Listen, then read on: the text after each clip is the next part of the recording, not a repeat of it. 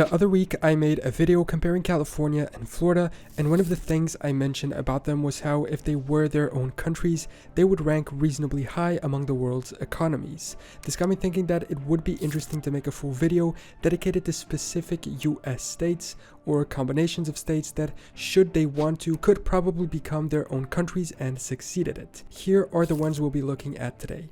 New York, the set of states that today make up the region of New England, Florida, New Jersey, Texas, and California, not necessarily in this order.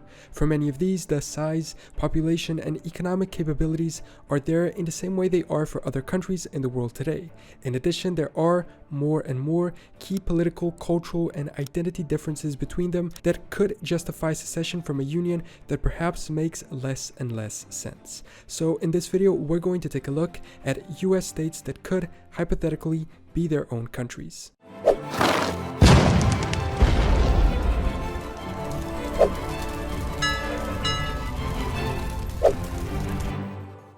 Our first stop on this imaginary journey is the Empire State, New York. Known for its towering skyscrapers, cultural richness, and diverse population, New York, at least New York City, has the characteristics of a microcosm within itself. And while this is a feature of many large countries today, it could pose a challenge for a new one, in the sense of which would be the main cultural identity and nationality of it. Or would they just forego that concept and be united in their diversity? But then again, this multi-ethnicity is more common to New York City than to the state itself, which brings about an interesting point that counters one of my previous arguments: political differences. In New York, as is the case with almost all on this list, the political differences exist on an internal level in an urban versus rural way. Urban areas tend to be more blue, while rural tend to be more red.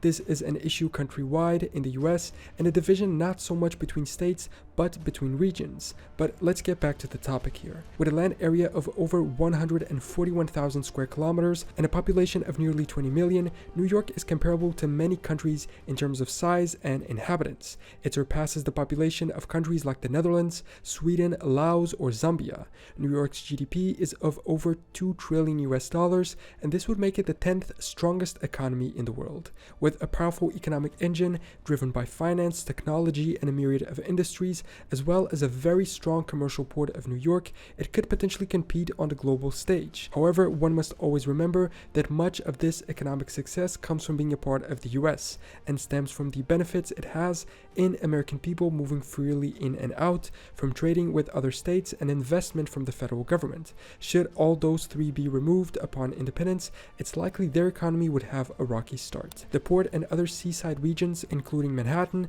may also face challenges with the rising water level, but solutions are possible and they have a whole state to escape to if needed. Its cultural influence and diplomatic prowess would likely make it a key player in international relations. However, it would likely have, at least at first, a very low military power. In this scenario, either the US would have broken up and its military dissolved, being split among all 50 states, or these specific states would be breaking away, therefore letting go of the US's military might. Now, let's set our sights on the Sunshine State, Florida. Known for its stunning beaches and diverse wildlife, Florida has a unique character that could set it apart as an independent nation. It has an interesting combination of native, Spanish, British, Caribbean, and American heritage. If independent, it's likely that it would seek even closer relations to Caribbean nations and perhaps those of northern South America. Spanning about 170,000 square kilometers and hosting a population of around 22 million, it would be no small player on the world stage. Florida's GDP last year was of $1.3 trillion, making it the 16th largest economy in the world when compared to existing countries. Florida's economy, driven by tourism, agriculture, and aerospace, could make it a prosperous nation. Its strategic location and warm climate might attract businesses and residents in the same way that it does now. However, challenges like hurricane threats and environmental concerns would need careful consideration in this hypothetical scenario. Whenever there's a disaster, Florida is supplied with large relief packages from the federal government. This would disappear. Moving on to the Golden State, California, with its vast landscapes, technological innovation, and the entertainment capital of the world, California stands out as a unique candidate for nationhood. After all, their flag literally says California Republic, and early movements for independence existed when the state was still under the control of Mexico. Covering approximately 423,000 square kilometers, with a population over 39 million people, it's larger and more populous than many independent countries. For you to have an idea, it's larger than countries like Sweden, Japan, or Germany. Its GDP is of 3.5 trillion US dollars. It contributes to the nationwide GDP more than any other state, so if it left on its own, it would make a big dent. It's the 5th largest economy in the world. However, I believe it's pretty dependent on some products from neighboring states, so that could put its economy potentially at risk. If independent, it would likely focus on what it already does now, fueling its economic juggernaut with Silicon Valley and Hollywood. Its cultural influence, technological advancements, and economic strength could make it a formidable player. However, the challenge lies in managing the diversity and addressing potential issues like water and energy scarcity. But they do pretty well on food production, so at least they wouldn't starve. Their focus could also be on the Pacific Ocean, but any potential partners are very far away by sea, which would also be a challenge. Now let's move on over to the Lone Star State, Texas, known for its cowboy culture, oil-rich lands, and its very big size. Texas covers almost 700,000 square kilometers, with a population nearing 30 million. It's like a nation within a nation. It's bigger than France, Ukraine, or Morocco. Their GDP is 2.4 trillion, the 8th largest economy in the world. If they were their own country, the oil industry and diverse economy that now also includes tech and aerospace industries would likely secure its place in the global economic landscape. Its size could bring challenges in governance, but the Texan spirit of independence might see them through. The energy giant could potentially hold substantial sway in international affairs, as we already see is the case with many oil-producing nations. Texas actually was its own country for a while, a long time ago, so it wouldn't be super shocking to see it happen again.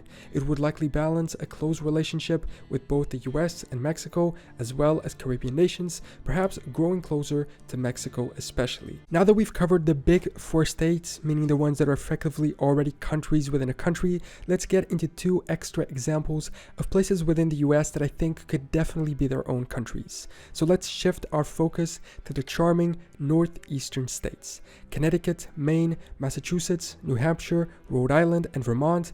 This region, with its rich history and diverse landscapes, is home to a combined population of over 15 million across approximately 170,000 square kilometers. They even have a collective name already, coming from older historical times, mostly colonial ones: New England, and even a non-official flag to represent the region, the super cool red flag with a white canton and a green tree. The capital city would likely be Boston in Massachusetts. Together they have a GDP of 1 trillion US dollars. They mostly agree on policy and political issues, and they have a very similar cultural background. They have very solid education systems, vast natural resources, and fantastic hydroelectric power production. They only border Canada in the north and then New York in the south. If New York were to become independent too, these two could be important partners side by side and aid each other in developing as new countries.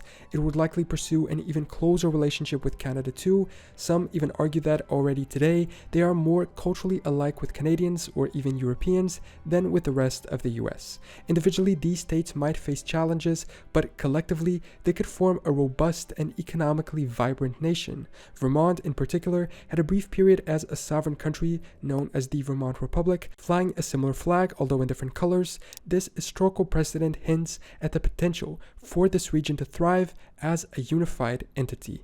And to wrap up this video, one more, which also borders New York, New Jersey. Now, I know what you're thinking: New Jersey is small, not that relevant. How could it ever survive as a state on its own? But hear me out. Let's explore the self-proclaimed Garden State a little. Despite being the 4th smallest state, it packs a punch with a population of around 9 million within its 22.5 thousand square kilometers. For reference, Portugal is 92,000 square kilometers and has around the same population. Jersey has the capital, strong shipping, and manufacturing industry to keep a country going. And again, neighboring states are important. An independent New York and New England would likely help New Jersey to do very well, as they would probably work together. The three new countries could even form some type of confederation of actual independent states, more similar to what we see with the EU, for instance. While it might not be the largest, its economic output, cultural influence, and strategic partners could make it a significant player on the international stage.